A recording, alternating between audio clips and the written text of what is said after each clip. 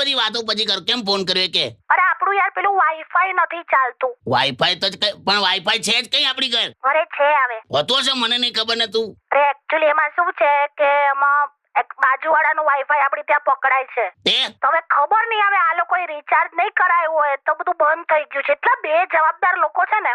લા તું તો એનું વાપરે ને પાછા એ બે જવાબદાર. લા ઓ એટલે તું હિંચકા પર બેસી જાય છે? હા તો એ બાજુ જ ખાલી વાઈફાઈ આવે. શું કરું? મને કે હું તડકો ખાવા બેહું શિયાળામાં. તમે શું કરશો?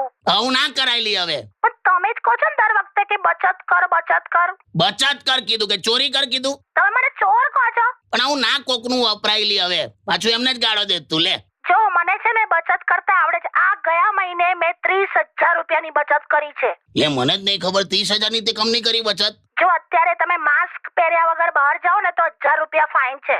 હું જેટલી વાર બહાર ગઈ ને મને એક પણ ફાઇન થયો નથી. 30,000 બચાયા મહિનાના.